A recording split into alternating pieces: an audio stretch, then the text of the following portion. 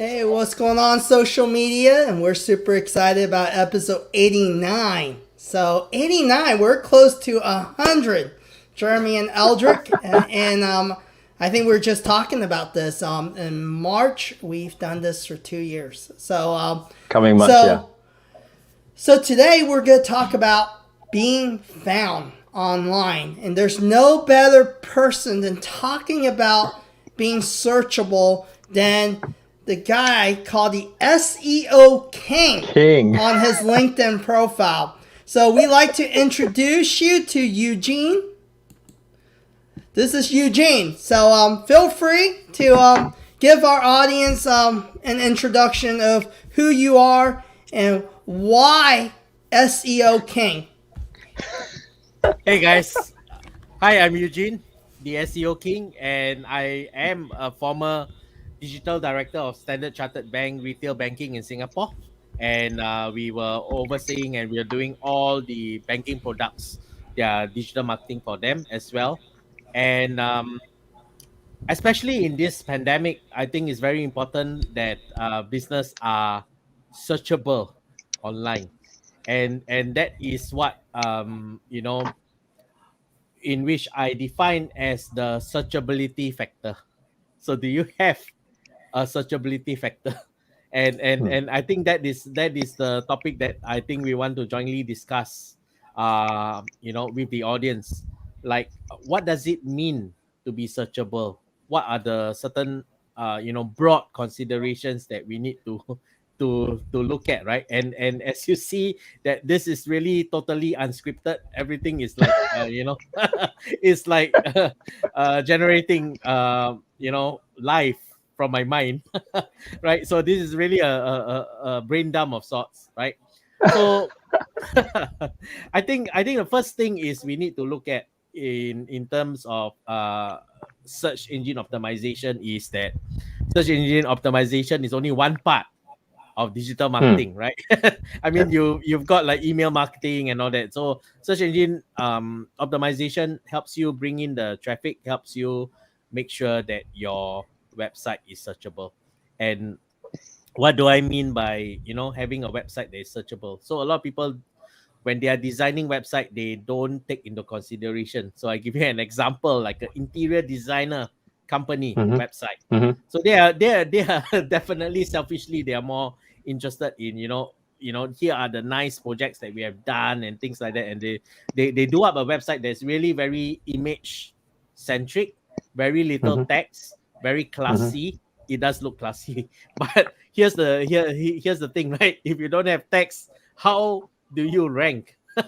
you know Images can't really rank, and there's also a problem whereby they just take very high resolution image and they just upload it on the website, and guess what, their website takes like 3 minutes to load. And even if you are able to get you run ads to your website, when people encounter your website and it takes more than a few seconds, people will just go to the next. No patience. Yeah. Yes. So the consideration is a lot of consideration as to what does it mean, right? What is your priority? Yes, a nice website is really that's what it is, right? Everybody wants a nice website, but I always ask I always ask my client and educate my client and saying that do you want a nice website, or do you want something that is, yes, it's professional but it brings in the traffic? So here we're talking about professional looking website that is traffic hungry, and SEO can really help you kind of attain this kind of you know your end point is to get traffic, right? And I think on the other point is that again SEO is about keywords. I mean, it is about keywords, and it's still about keywords. But however, Google search has evolved to be more topical, to be more to be more topical, as in is no longer so-called that keyword centric as well. Yes, keyword is still important, But a lot of people don't realize that keywords, keywords are not made equal, right? And what I mean by that is that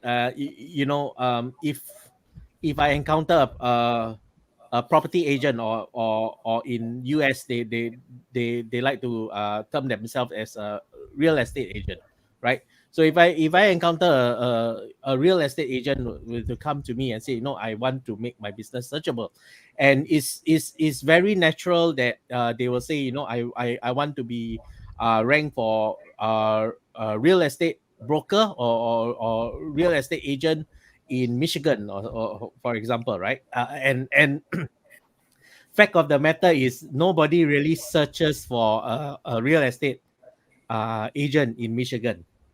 When you want to buy a house, what will you look for? You will look for, six bedroom The words house. used is different, right?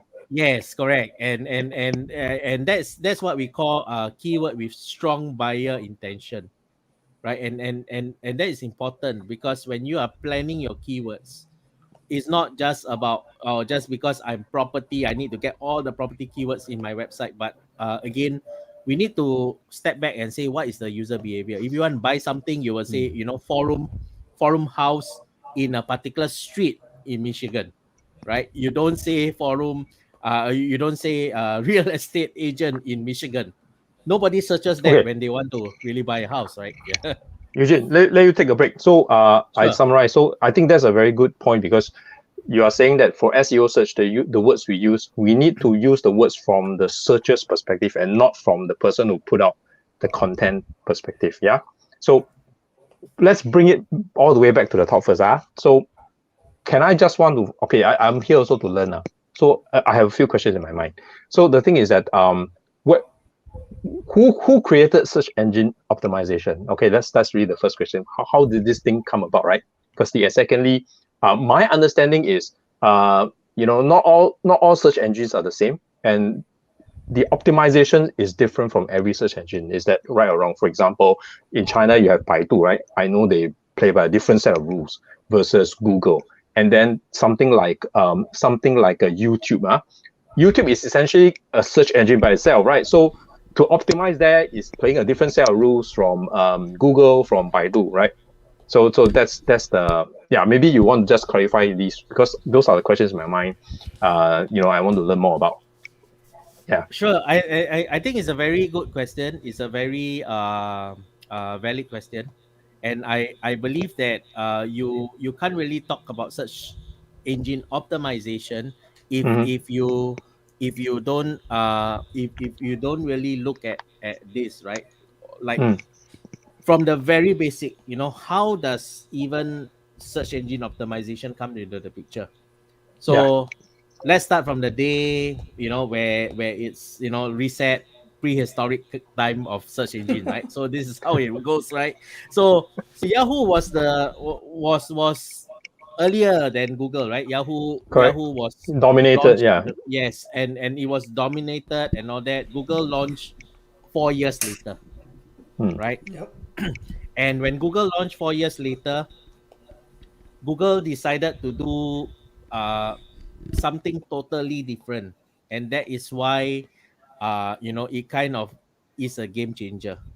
As you know, Yahoo is a directory, so if you search for something service, they will show you the list of companies, right? When you click on the list of company, you are still in the Yahoo page.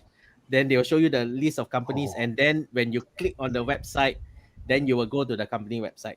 So there is more clicks in terms of that, because it's intentionally designed, because Yahoo is monetizing through banner advertising, right? When Google came into the market, Google chose to be different. Google had no monetization strategy at all when they went into the market. So when you search for something, Google give you, here are the list of companies based on the search term that you search. Let's say aircon repair, air conditioner repair, right? And what essentially the list of companies that is being returned, when you click on it, The difference is that Google brings you directly to the website. And Google was bold to do that because they had no monetization strategy at all. At that point in time, there was no such thing as Google AdWords and all that. But yet, Google did that. When Google did that, what it simply means is from a user experience perspective, it means that the user searching using Google has one less click to do, because in Yahoo, when you search and you like this company, when you click on, it goes to the Yahoo page listing the company, and then there's another link to the website that you click, then it goes to the company website. So there's one extra step. Whereas Google was straight. Whatever you're searching for, here are the list of companies. You click, it goes to the company website. Despite not having any way in which that Google can monetize the traffic, there's no Google ads. Google decided to do that. So that's kind of like their entry to market strategy, how they want to differentiate. So Yes. it was intentionally kept free. So the AdWords thing to monetize was thought of as an afterthought later. Was that what happened? So actually, what happened later, which I will cover in my later part of the answer, is that actually Google's later part, where which I will tell you why it is so. But actually, Google bought, as in Google started buying companies, and one of the companies that Google bought forms the basis of this Google AdWords that we have today, right? Or as what they say, Google Ads right now, right? And I think what is the key factor is this, right? Their go-to-market strategy is very interesting, right? For Google, is that Google launched this Gmail. Oh yeah. And it's super secret, right? Yeah. You have to have a Gmail user in order to use the free Correct. Someone has to refer you. Yeah, it's all correct. the concept of scarcity. So it's a scarcity concept that everybody will be wondering, who is this guy? Who is this influential guy that has the initial invite to Google? And because of that, right? Gmail is also incorporated with Google search. And even for myself at that point in time, I did, when I had Gmail in the early days, I did, trigger the search from Gmail. And then I kind of like, compare the results, because we are so used to Yahoo, right? Then I realized that, actually, when searching through Google, I need to do one less click. And that matters. That matters when you are searching for information, right? Then coming back to the early days, right? Early days, it was very easy to rank in the search engine. So even Google themselves, they had this algorithm whereby if you have a website, right, the more links that is linked to your website is termed as an authority, right? Yep. Yeah. This is the backlink thing, right? The backlink concept thing. Yes. So let me jump in here for our audience. So this is where the days of, like, in the US, Yext, directory listings was born. Angie's List, a lot of those vendors started, right? But as you look at it today, right, all those companies are struggling. They aren't where they used to be because the way things are ranked are different. So you'll hear a lot of SEO experts, and me being in the digital marketing agency world, right? There's this misconception that, hey, if I buy or hire people, back office to build, what I call, what Jeremy just mentioned, backlinks or, directory links to my blogs and different things like that, therefore it'll lift my ranking. But it actually doesn't apply today because the playing field has changed. So I'll let Eugene continue. Yep. Yeah. So Kevin brought a very good point, right? So in the early days, Google, emphasized a lot. If you have a lot of backlinks to your website is seen as an authority, and it is not unfair reference point, isn't it? Like for example, I mean, I'm just taking in a high school context. If you do a poll to all the guys, and if a large population of the guys say that this girl is pretty, that is like backlinks to the girl, right?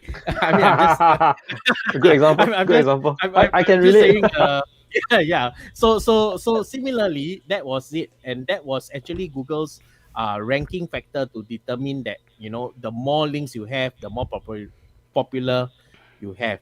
And here is where the problem lies, right? Where, as what Kevin rightly puts it, right? They even, try to find a way to get as many links as possible, right? And over the years, is as many links as possible. So Google realized this.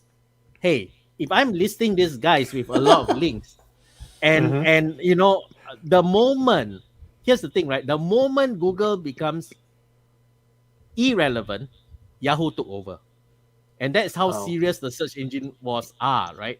So Google, Hmm. in his phase to be relevant, Google did what it need to do. And Google started to roll out algorithm changes. And that's where you see the Google Penguin, Google Panda, Google Hummingbird, you know, uh, Google Pigeon, and all the animals starting to come out, right? So here's the thing, and not only that, because people started to cheat my Hmm. my my page content, my actual page content. So what they do is they do very very simple, right? The page content, right? They have one section, at the bottom is all blank. So blank, their background color is white, White. but they write a lot of text that is of To white color, right, so right. that So it's to invisible, make my but page even more relevant, right? So that's right, called right, on right, right, page SEO, right? And right. and that used to be okay until Google realized that, hey, these jokers are trying to cheat the system. And when Google realized that these jokers are trying to cheat the system, Google roll out Google Panda. Google Panda is to address on page quality issues, and whether when you repeat the keywords too many times, it becomes non-relevant to the human. But because they do this white color, human doesn't see. Search Hmm. engine sees. So Hmm. the Google Panda is to address this. Wow. And the Google Penguin is to address the backlinks. Now no longer they look Right. at, let's say you have 1,000 backlinks. Now no longer they look at 1,000 backlinks. They look at whether your links are relevant to your business or not. Right? That is one aspect. So in order for Google to be relevant, Google roll out algorithm updates. And later on, these are the two key algorithm updates to address on page and off page SEO. Then later Right. on, Google roll out some other things to location based search. Google realized that if you are in the US, I want to show more US results to you, and Google roll out the other algorithm updates to do that. Number two, Google started buying technologies, and bought technologies like Google bought a mapping technology, which today evolved to Google My Business, or as what they call it right now. I think they rename it to Google Business Profile or something like that. Yep. And also, Google bought YouTube, and Hmm. today YouTube is the second largest Search search engine engine. in the world. Right, and also Google bought Picasa, and today Picasa is become you know um the an important player as well, right? So now the other thing is people don't realize is, if you want to rank in search engine, I think an important topic is it all about my website only, right? Is it all about my website only? The thing is, it's not about your website only, right? It's about whether you have you see, there are different ways in which people can search a business. The first way Mm-hmm. is the normal google.com search. And as you Right. notice, when you open the google.com search, there are a few tabs. So people can search you through the google.com, people can search you through images, people Hmm. can search you through video, people can search you through Hmm. maps. So my question about a true searchability factor is you need to ask yourself, is your business searchable in these 4 areas? Wow. Wow. Yep. And that's something I think a lot of people don't think about, because as an agency, I have a lot of people come to me as well, and we talk about digital marketing strategy, right? And when you talk about digital marketing, and Eugene will probably agree with me, there's a lot of gurus out there, right? And they do one method, right? You can't be a digital marketer because you're setting appointments on LinkedIn. You can't be a digital marketer if you're only doing funnels. It's all encompassing and depending on your business, because where everything, you got to remember how these search engines make money, right? Is to be a better search engine. And how do they become a better search engine? Is by becoming the most relevant search engine, right? If Jeremy and Eldrick and Eugene and myself, we want to search something, I want it to be accurate and relevant, right? So content also plays a huge part in your searchability. Like, how relevant is your content? You know, back in the days, you can, a lot of, search engine people that are on social media tell you evergreen content, right? You create evergreen content. But now, Google grades it different, right? They're not only looking at evergreen content, they're looking how relevant is your content. So if you haven't wrote a piece of content, and I mean, I'm guilty myself, and we're a digital marketing agency, because we get busy. You can't do everything when you're boutique, only if you have a large team. So you have to kind of measure, hey, what's going to pull rank faster, right? So like example for myself, our agency strategy, and I don't mind telling everyone, right? Why does Kevin Kwok do so much videos, right? It's not because I want you to watch me.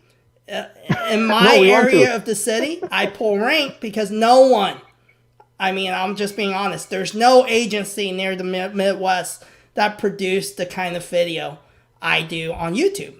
So, and YouTube, you got to remember, YouTube, like Eugene said, Google purchased YouTube. And when that happened, where does Google want you to play?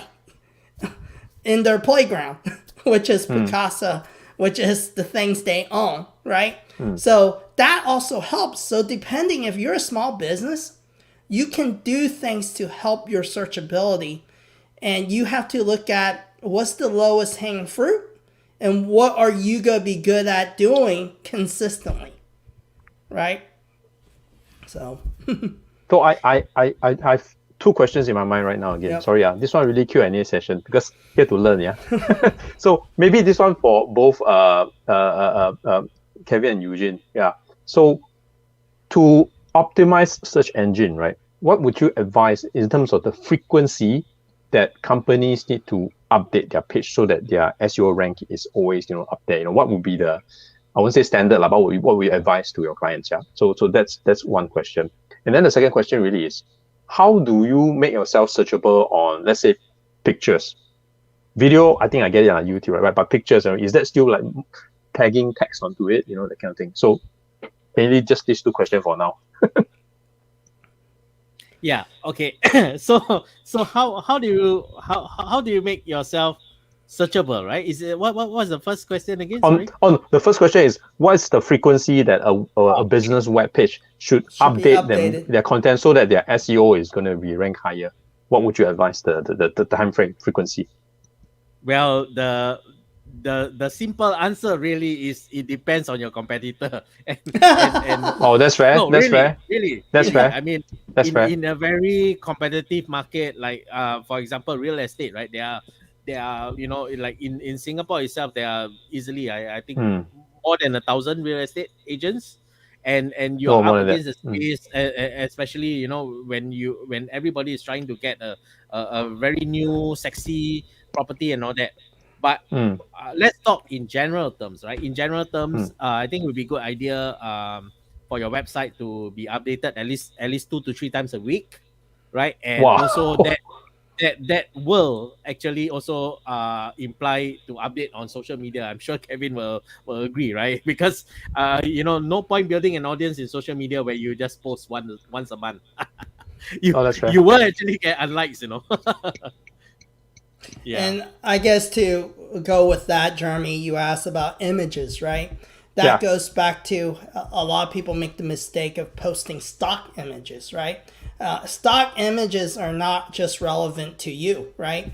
There's multiple people utilizing, these stock images. So ideally is, hey, you want real pictures. So if you're going to do a website, ideally is to have photos of your organization, your people, and of course, do the tagging and different things like that. But what helps images a lot is too posting on social media, like LinkedIn. Hey, what's my company doing? We're going out and eating lunch, right? So let's take some pictures. Let's upload that because that is relevant. If you're a realtor, you want to be out there showcasing your house, instead of just the professional photos. It can be you. Hey, today I'm at, this location, 6548 Madison, and just a picture with your Starbucks, right? I think a lot of people, we went through an era of Instagram perfect pictures, right? Everyone was into this perfection. Yep. Now we're going through a phase authenticity, and you see behind all the the scenes. marketers talk about it, and that's what makes these search engines relevant, right? And now they're hungry for pictures. You'll see it on LinkedIn, right? You'll get a lot more engagement, Jeremy, if it's you with messy hair and just say, hey, I just woke up today, than if I took a professional headshot of you and you post it, right? I see it in my videos. My non-edited one where I do it with my phone is more searchable than right now if I have my whole team do these edited videos. I'm not getting much engagement, but that's just the truth, right? So, But I think Kevin brought a very good point. Being authentic is very important, especially in whatever that you do. And also coming back to the image searchability thing on what I did for one of my client, which is Tuckley Ice. So Tuckley Ice, they are Tuckley Ice. actually a ice company, and they are one of the top players in Singapore that provide ice sculpture business, right? And what I did Yep. was they have a series of ice sculpture that they did for me. They provided the photos for me, and what I did was the first step about making image searchable is you must answer this question that if your this image shows up in Google, how different can it look from your other competitor? Versus, right. Right? that's And good. Okay. the simplest way is that before you even consider how to make the image searchable online, or before you even upload the image, is you have to edit the image to include, potentially, if you are a property agent, include yourself, include your contact number. In the context of Tuckley, I included their logo as well as the website in which people can engage the service if they like the ice sculpture image. Why I do this is when people search for wedding ice sculpture Singapore and you are up against all your other competitors and people saw that your ice sculpture is nice, they know who to contact. It's very simple as that, right? That's And good. then next, how do I optimize the image? Very simple. I just rename the image as wedding ice sculpture Singapore.jpg, right? And what I did was I uploaded, or you can say wedding ice sculpture dash love.jpg, wedding ice sculpture dash tower.jpg, depend on what type of wedding ice Image. sculpture, right? Yeah. And once Right. you have all these images, all you need to do is just upload these images on Google Photos. You upload in Google Photos and you create an album called Wedding Ice Sculpture in Singapore. And you have, because in Google Photos, they have the photo album name, which you can use for SEO, and the photo album description. Right. So together with Right. the image the actual image name being optimized, then when you search for wedding ice sculpture Singapore, you will get the image, but my image will be different from their competitors because my image has the logo, my image has the website at which they can contact. So that will means that it's a more effective image optimization strategy, right? And I like to just very quickly bring across the earlier discussion that Kevin talks about, digital marketing and all that. Mm. This is a common problem, right, with digital marketing, is that companies easily get three companies to do their digital marketing. And what I mean, company A does their website, company B does their SEO, company C does their Google Ads buy, and maybe company D does their Facebook Ads buy. Now, the Right. problem with this is the owner or the person that engage all these companies are not well versed in digital marketing, and the owners, rely on all these companies to propose whatever they like. And Right. just for an example, in terms of, since we are talking about searchability, the Google Ads guy and the SEO guy may not agree on what keywords to first focus, and they just end up doing their own thing. So yes, you are present in all platforms, but that is at best is a multi-channel marketing. What we're looking at is Right. really omni-channel marketing, whereby is one campaign, you are out there all over. Is a very coordinated effort, right? That Mm. that is Mm. a problem, right? Right. and Interesting. and and I think later on I will cover on what actually Google looks for when Google actually goes to your website. But yeah, back to you guys. Mm. Yeah, so it's almost like, everything, it goes hand in hand, right? It plays together. Your content writer and your social media manager and your SEO person, the people running out the campaign. So when it comes to fully doing it well, right? If you don't, it really takes a team, right? In order to successfully do the word digital marketing, which I hate, right? Is marketing, period. It really takes a team. There's no, you have a lot of one guy experts too, right? Even within my organization, I can't say I'm like the SEO expert, right? I have a guy named Nick. He does a lot of my SEO stuff. I have a person that does our AdWords stuff, and I dabble in a lot of it. I know high level, but I am usually more the strategist overseeing the entire picture. Mm-hmm. So we have to understand that. And a lot is like Eugene said, most small businesses, if we're talking about SME, they don't have the budget to have all these pieces. So let's talk about this a little bit. When you don't have the budget, Eugene, where do you recommend them to start when it comes to SEO? Well, it's a bare minimum. It depends on how fast you need the leads, right, and how fast you need the sales. If you Yep. need the sales fast, then They all need it definitely, fast, right? They never say we need it slow. Yesterday. yeah, We did it yesterday. Instantly, yeah. tomorrow. So here's the thing, right? SEO is commonly overlooked because people need sales fast, and people would rather go to SEM. Facebook ads or Yep. even SEM, right? AdWords, But right? yes, but here's another problem, right? People forgot that Facebook is a social media, right? Here's the thing, right? Mm-hmm. Facebook is a Mm-hmm. social media. People don't go there to buy. And Facebook Mm-hmm. is what we call interest-based targeting, right? Mm-hmm. What I mean by that is, let's say let's say a girl called Mary, right? So Mary was looking for a nice dress that she wants to attend her sister wedding, and it was last year.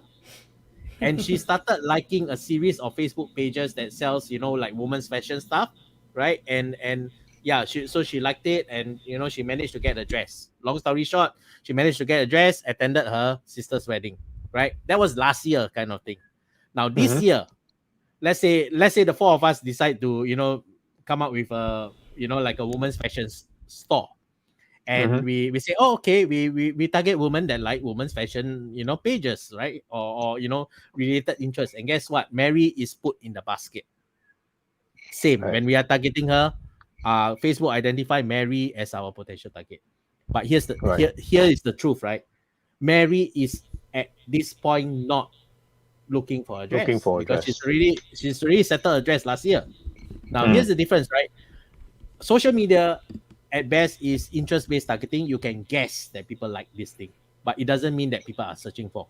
This is where Google, whether it's Google Ads or SEO, has a added advantage, in which SEO or Google Ads is a interest demand. SEO or Google Ads is actually demand-based marketing. People are searching for this, you show up.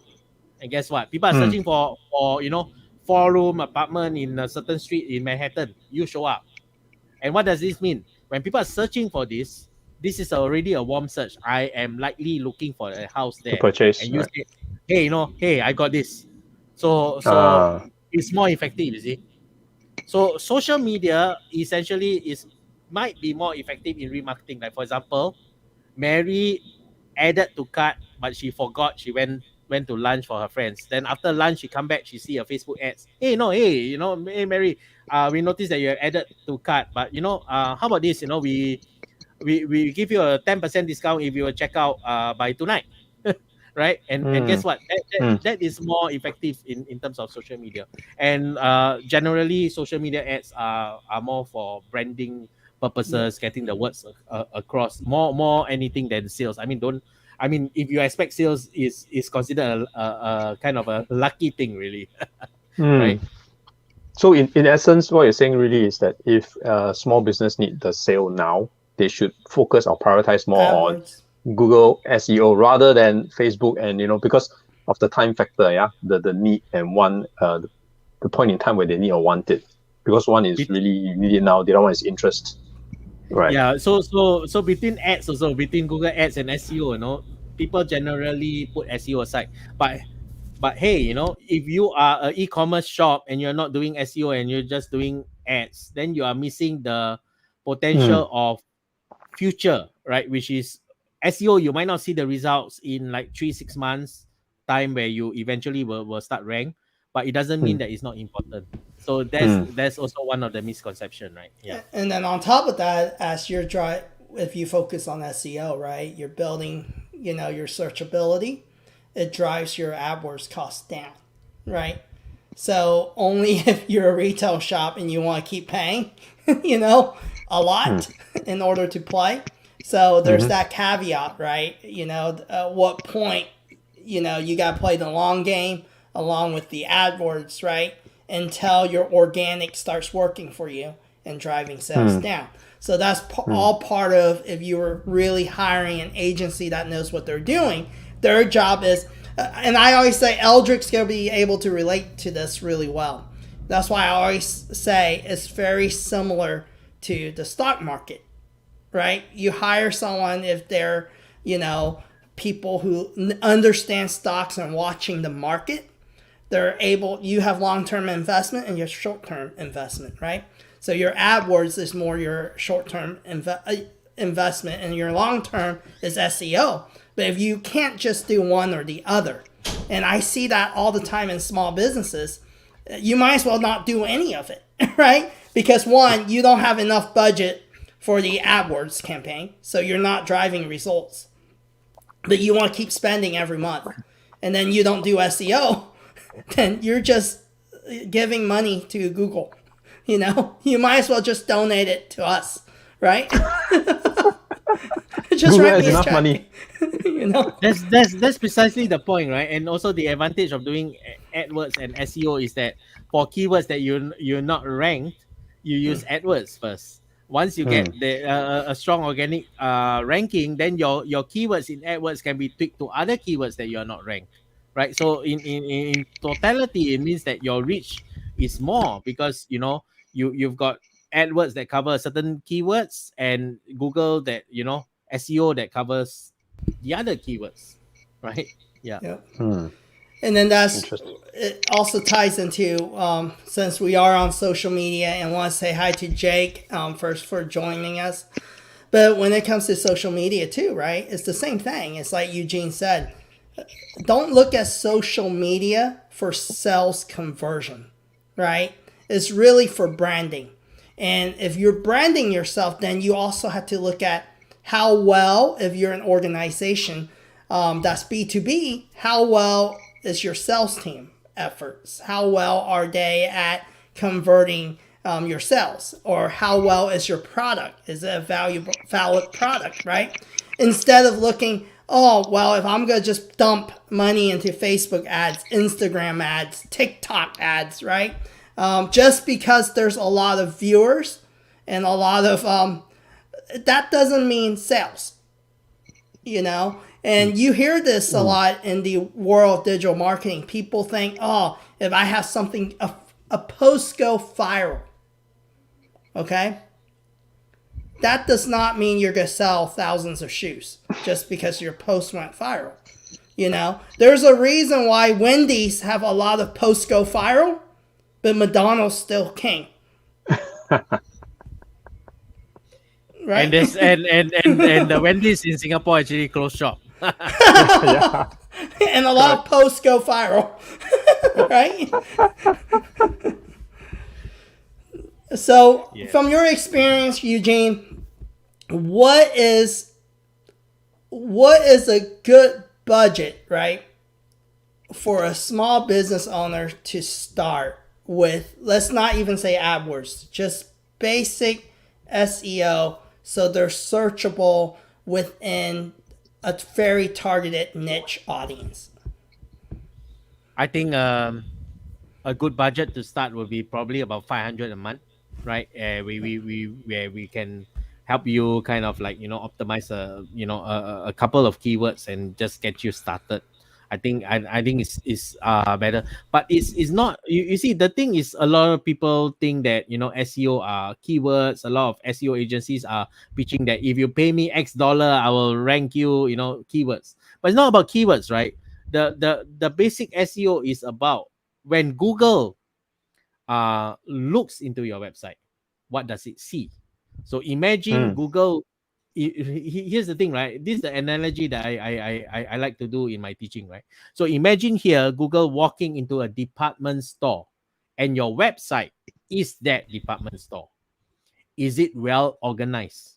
Does it have, is the all the, you know, men's sections are selling all the men's section, the ladies section are all you know, selling all the lady stuff? Why is it important to organize your content of your website into lack of better word, content buckets?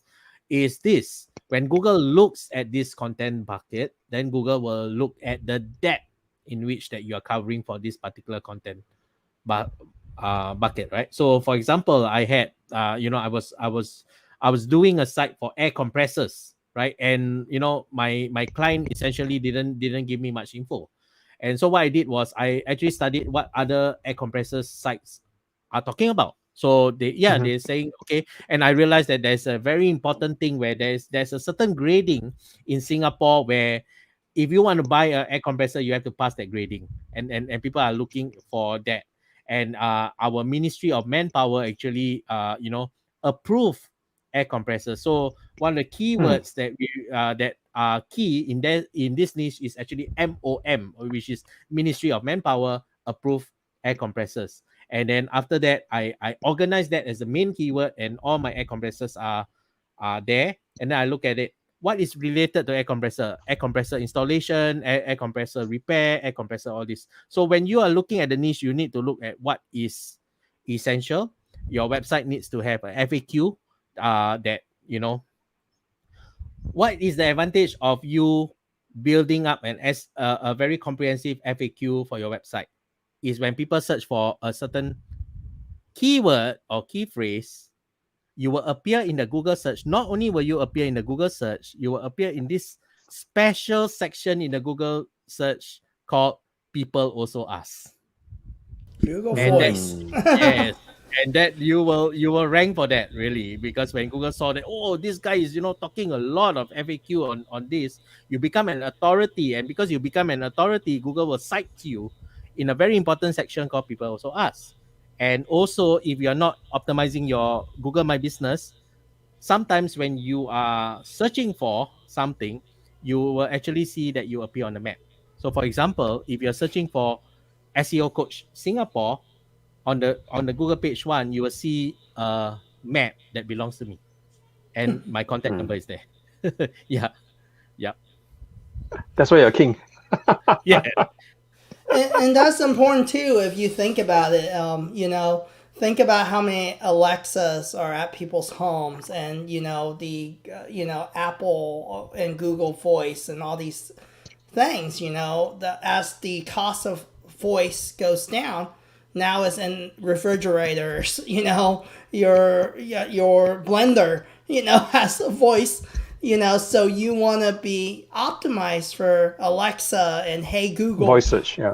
So Yeah. that people can search for those things. And those are, even today, even in the US, as popular these devices are, people aren't thinking from a business perspective how important it is for you to be searchable on voice as well as just your website, right? Now here's the thing, right? Voice is, yes, voice search is very important. And how do you actually optimize for voice search, or even the Google search in general? Yeah, Is no how? longer about, just being very keyword centric, right? It's more about when, when Google looks at your website as a whole, Google knows that, it's keyword centric. So I give you an example. Your website seems to mention a lot about Apple, right? And Google knows that your website is mentioning a lot of Apple, but it is the contextual link that makes you rank better. And what do I mean by that? So you need to tell Google that whether you're talking about Apple the fruit or Apple the company. Right?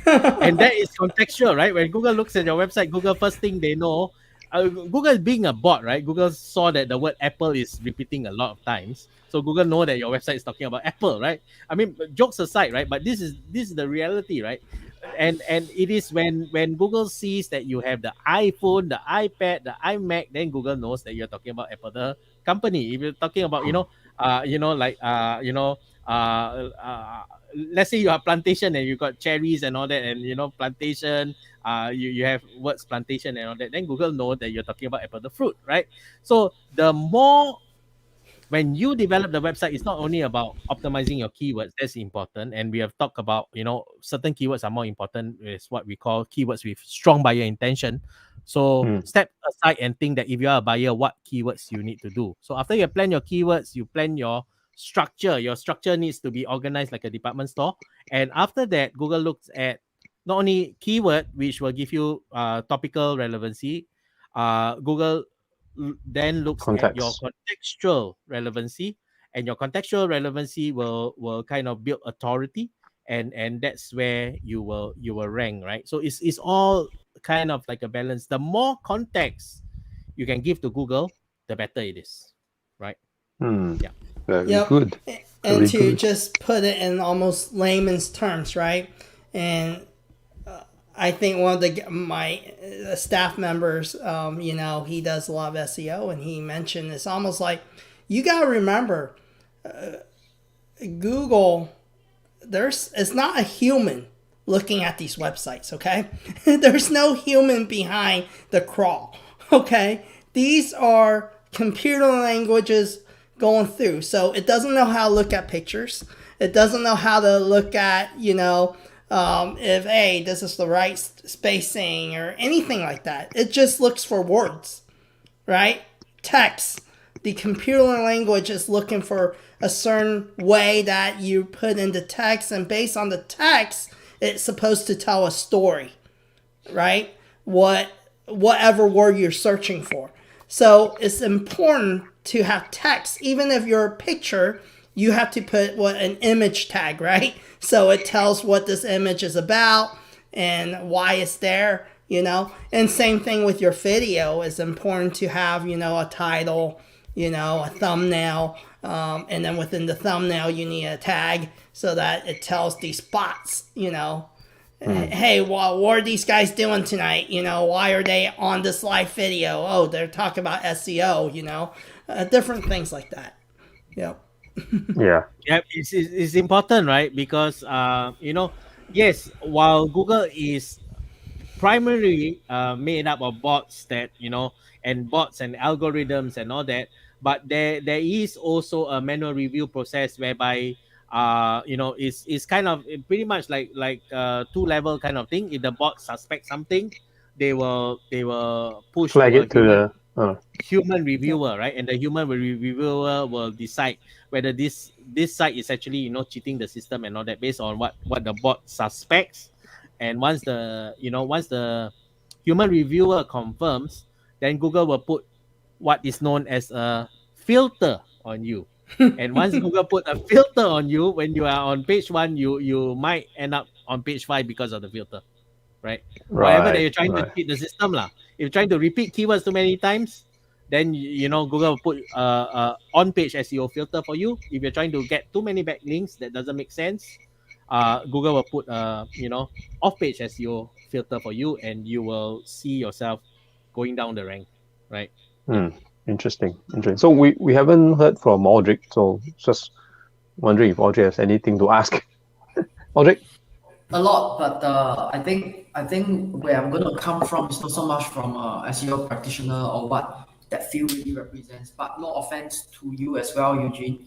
Where I'm coming from and what I'm thinking, it's a lot more on business owners that have very limited resources, either financial or people, and they're thinking about growing their business or keeping themselves afloat in times like this. I think that's important, but they do not necessarily have the bandwidth to go study or even understand what you have been sharing very generously for the past 50 minutes.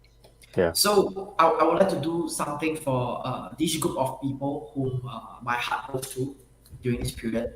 Uh, let's make it a little contextual. So think of me as the channel owner for Bottoms Up Perspective. I want to grow it. So obviously this is going to be indexed on YouTube, right? So now coming from your perspective as a professional and you're looking at our channel, looking at what we have done, what are your recommendations that you have for us? Okay. So there are kind of like two-fold question and all that. I will answer them.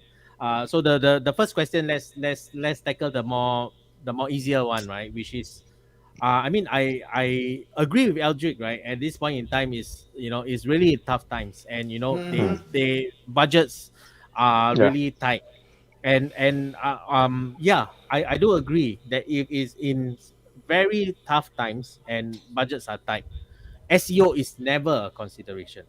That's for sure. I am good at my field, and I am anchoring SEO at my field, but I am not doing SEO alone only in my consultancy of my other clients, right? And LG brought a very important point. It is about putting food on the table, right? And essentially, when you are putting food on the table, you have to prioritize what you want to do, right? And one of the key things probably you can look at, and most people will be looking at, is Facebook marketing. But if you have budget, what you can do is you can do AdWords and Facebook marketing, so that is a little bit more effective for your business, right? So not necessary SEO could be a back of the mind kind of thing, because right now I have to survive, right? I know SEO is important. That is the truth, right? SEO is for long term game, but the thing is that these guys don't even know that whether they will survive in the next 6 months, right? So LJ, you brought a very very important point, right? For the digital marketing community is this, right? Even if let's say you are like kind of dying to survive, right? Then yes, you know that SEO is important. You know that it's important enough that I spend nearly an hour, or we spend nearly an hour talking about this. But fact of the matter is still there. You need to put live food on the table. Is essentially ads will bring you the traffic in, but ads also talks about, like what Kevin talks a lot about, is optimization, landing page optimization, and all that kind of thing, which also not necessarily means that it might be a cheaper budget as well, but it is, at least you take SEO out of the equation, right? I have clients that I built her business purely based on SEO in the last 2 years, and they are called capex.sg. Their business is sending capex, employee capex. Employer will say, oh, I Care want to ship, packages. Yeah. yeah, I want to ship like 50 care packages to then, and they basically, this is a very interesting story also. They were events organization. They were corporate gifts, and they were supporting events and all that, and then events died in the pandemic, and then they went to zero sales, and then what I did was I did a 1 month SEO for them, and eventually they get the thing. Yeah, but so again, I agree that ads is the way to go for very low kind of budget. Okay, that is the first question. The second question is about this bottoms up community, and what should you guys do?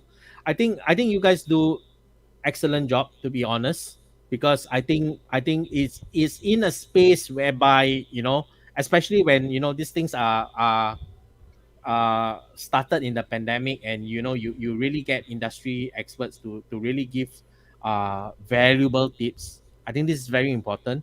The What you're doing right now is really a lot of organic growth, which is very good in nature. It also boils down to because what is your kind of model like? Because I believe that right now is like just giving from the heart, and everything is pure and stuff like that. But I think it'd be interesting to gather a community whereby uh whoever that is involved in this bottoms up community, trainers and all that, are willing to say, oh no, hey, it's pandemic, right? My usual cost is like $500, but I'm willing to offer the to the community at $200 or something like that. So if I think what would be great is that we have if you guys are able to like gather a group of trainers and do this kind of training. I think it will be very meaningful and very organic, because with each trainer that you bring on board, they have organic followers, right? I think that's some of my thoughts about about this community, which is awesome. That's good. Thank you. Thank you. Yeah, appreciate it. No, that's great feedback. And Eldrick, so I want to answer to along with what Eugene said, to businesses that are struggling, right? Because I see it a lot with small sized businesses. You don't have the time for the long game, if you're trying to survive.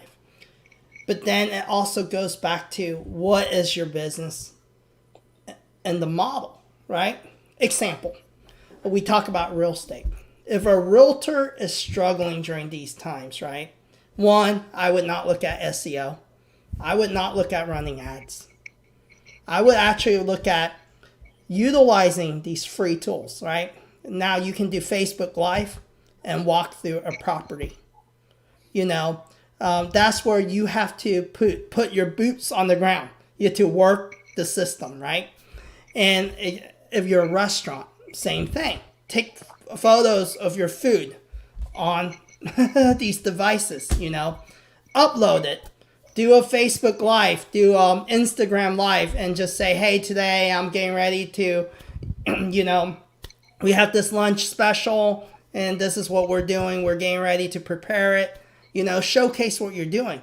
All these tools are free, But if you're really struggling, then you need to be active doing it, Post several times a day, if you're a restaurant. But it depends on the industry, every industry is different. Like for me, there's too many competition, we're a digital marketing agency. Everyone's a digital marketer. I go on LinkedIn, there's just in my city, there's 400 or 500 digital marketer. You know what I do? My team, we're active. Our boots are on the ground. We're making videos about going out to businesses. We're giving away services. We're doing free stuff to build relationship so that we can convert on the back end. Pick up the phone, call people. There are things around it, but it takes work. It takes, warm bodies to go do it, right? So, yeah. I mean, you brought up a very important point, right? And here's something that I have always wanted to do, right? So imagine, right, like imagine, Eldrick, if I go to like a struggling restaurant and say, hey, hey guys, hey, do you know? It's an awesome website that you have. Do you know like daily, how many people visits? And they'll say like, no, we have no idea. How about this, guys? Since it's pandemic and all, I'll offer a free service where I will help you install two things. One is Google Analytics, one is Hotjar. Google Analytics can help you see your visitorship.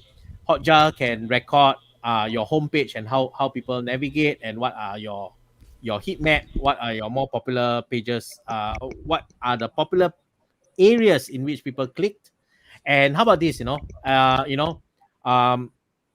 1 month, I'll come to you. I'll give you a free review. I'll also tell you, where your, the other popular Japanese restaurants, how What your they are updates. doing, sharing, yeah. Yeah. So this is so say, okay, this is completely free. I'll help you install this. After 1 month, we meet each other. So after 1 month, I just review them. So when I review them is, I am actually telling them these are their gaps. And so because of the initial trust that they have for me, that I'm not charging them anything, and because I review them as in genuinely, and telling them where their gaps are, the next question is, how should we close the gap? Proceed. Yeah. And that is where that the element of trust is there already. And when they ask how do we close the gap, then we can look at their budget. We can look at phase 1, phase 2, phase 3 according to their budget, right?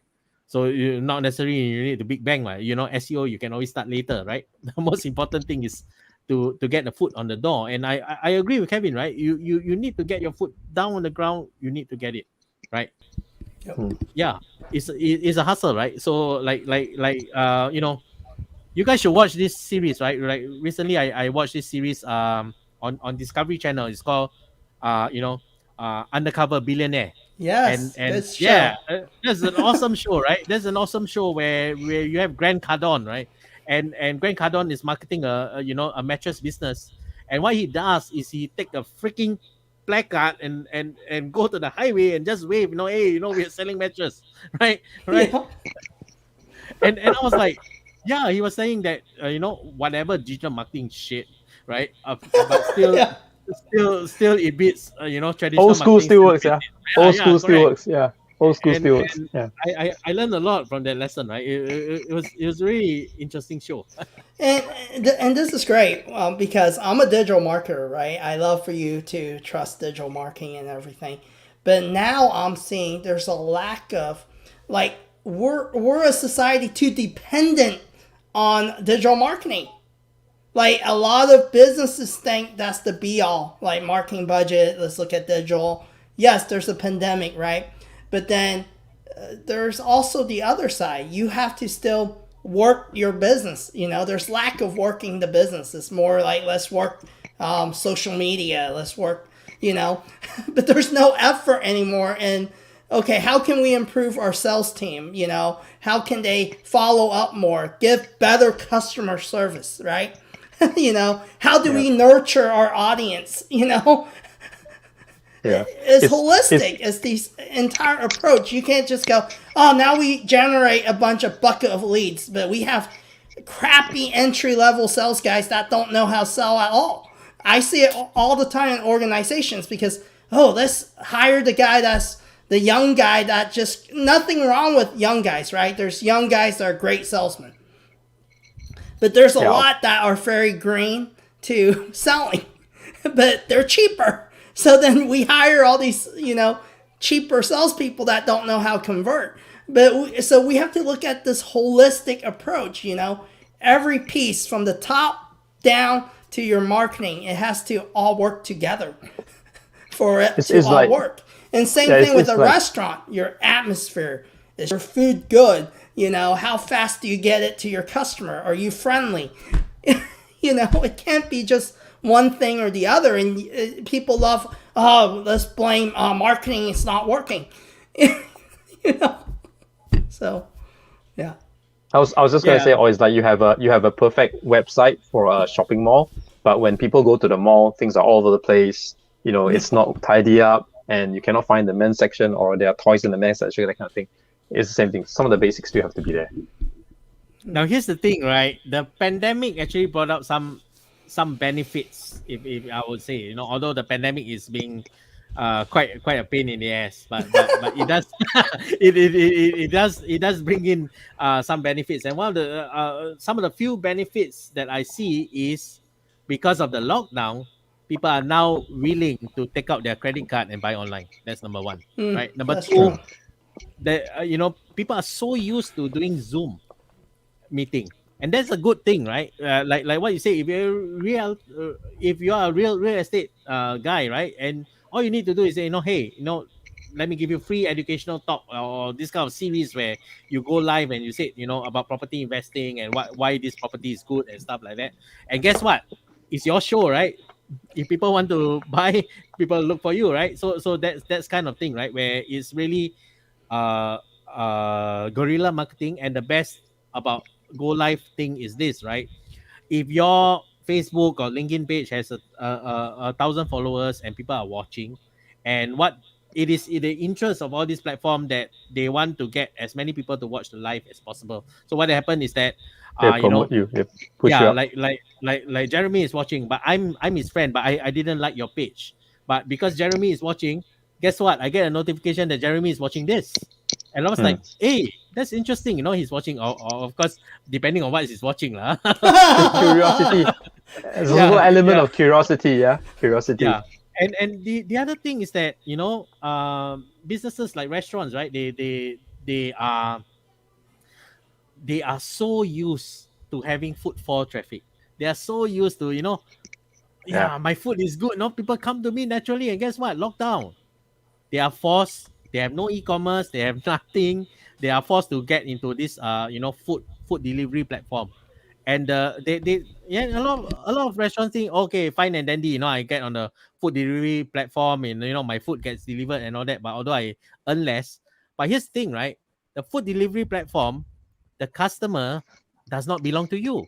There's no way that you can remarket. And right now, I see that when I order food delivery, what they do is they sneak in a brochure, and say that, my next order, they 15% or whatever, right? So because why they do that? So that so that You they continue can to be on their platform and they can continue to make money. Yeah.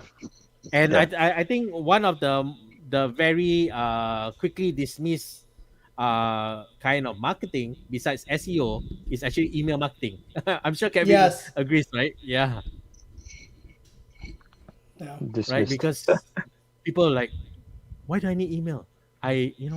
Same thing, doing the same thing. Why do I need email, right? Yeah. Yep. I'm sure Jeremy, in your retail experience and all that, I'm sure Yeah. you encounter a lot of people like, what's email marketing? Man? Email is good. I mean, just to take example, right? From if you bought anything from Amazon before, or you search anything from Amazon before, you put it on the wish list or whatever, they will sometimes email and say that, oh, by the way, this product you saw just dropped by $10. Yes. That is effective email marketing and remarketing, right? So Yes. don't underestimate email marketing. You just need to use it in the right way, in the right context. It can work wonders. Yep. No, and you brought up Amazon too, right? All this stuff Eugene's talking about, it applies to Amazon as well, right? They have their own search engine. Yep. If inside, you have Amazon, it's another game. Nowadays is a search engine. So in order for you to be relevant, you better look at your keywords. You better put the right images, the right video. And I see this rookie mistake all the time, right? Oh, I have this great product. Let's do Amazon.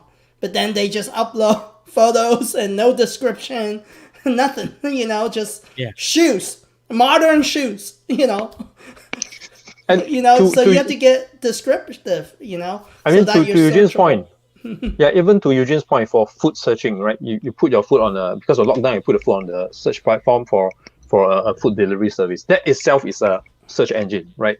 Whatever service you use. So how do you appear searchable there? Because all of a sudden, when I want to order food, I cannot go down to that place. I log in and see, what should I eat today? And the one that pops up first gets my attention first. I'll order. I'll forget about what I used to buy because, hey, I want to try something new because this thing popped in my face.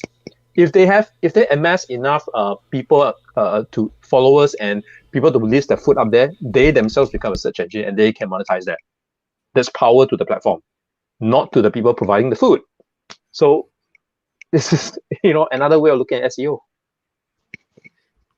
Yeah, precisely the point, right? Yeah. Yeah.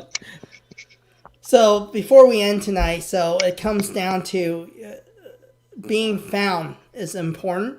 And this applies to not only in business, also in your personal brand, right? So if you're looking for a new career, You want to be found by companies that need you, and therefore, that's why LinkedIn's growing in popularity too, right? Hey, who are the experts in these categories and who's good at their job? And it goes back to the old saying, once it's online, it's there somewhere, searchable, right? So you got to be careful what you put out there as well. So before we end tonight, Eugene, what's a good golden nugget that you can give to our audience? Okay. Before the golden nugget, I like to say about your example of personal branding. Just very Yep. quickly, yeah. And there are a lot of unscrupulous SEO companies that say, hey, I can help you rank for your business name. But here's the thing, right, Jeremy? If you think about it, you just registered. You just registered your business like yesterday. Only your mom, your sister knows about it, and here it is. The SEO company says, I can help you rank for a business name, right? Heck, right? Nobody will be searching for your business name, right? And Yeah. here's the key things, right? Don't pay thousands of dollars to get people to when you get people to say, I can help you rank for your business name. All you need to do is just claim your Google My Business under your business name. You don't need a website. You'll be able to searchable for your business name, right? And I think one of the gold nuggets is that I really would like to thank the bottoms up team to really invite me and share my expertise. I think it's key. What we want to focus on is being searchable, and being searchable. Get on YouTube, because YouTube is the second largest search engine in the world. If you think videos is very difficult, you can just start with a photo slideshow video. There are free makers. You can even add music to it. There are free makers there. It's not. Can you it's not like tell our audience some of these video makers? Yeah, I mean, for me, I use a little bit more on a paid platform. But if let's say, for example, you Google, right, like image to video maker, right, there are tons out there, really, right? And all of them perform the same thing. You put a bunch of images together, and of course, you need to like kind of brand your image with your logo and your website. And once you have that, you put like 5 to 8 images together and say, okay, these are the air compressors that I sell, right? and then the free image to video, they actually help you kind of embed the sound as well, so that it appears with a video with music, right? That's the basic, right? So a lot of people are deterred from starting YouTube because they say, wow, I need a like a strong production team. But do you? Right? Nope. Like what Kevin say, right? Some of his best performing videos are recorded on handphone. And a lot of my YouTube videos are also recorded on handphone, right? Yeah. So YouTube is one thing. Be searchable on maps. Get listed on Google My Business. Make sure your website load speed is fast. And there's a tool called GT Metrics. You can Google that. It can help you kind of make sure that your website load speed is there. And like what we shared, like what Kevin shared, what I shared, if you are in interior design business, you have a lot of images but you don't have text. Get some freaking text out there, because if not, you you really Can't be searched.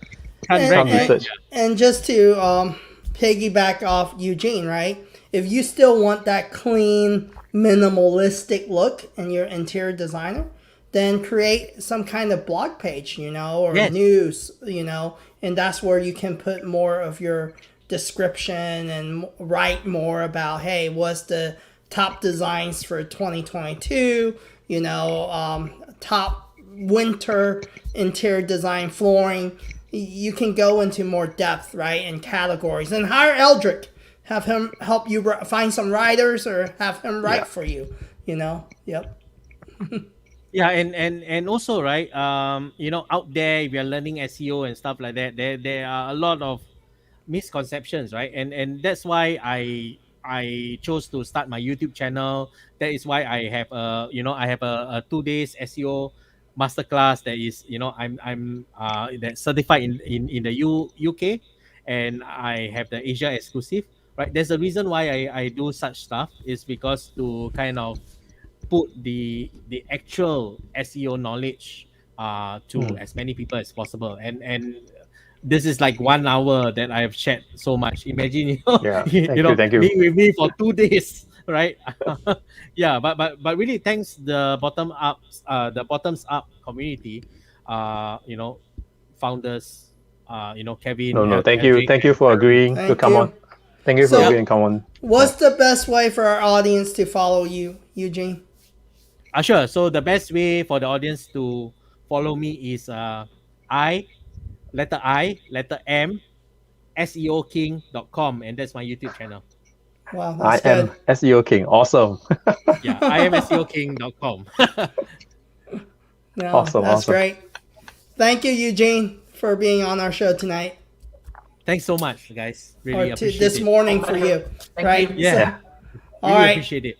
Have a good rest of your day and appreciate the audience that were on the show tonight. And thank you. Thank you. Thank you. Bye. Cheers. Bye bye. Bye.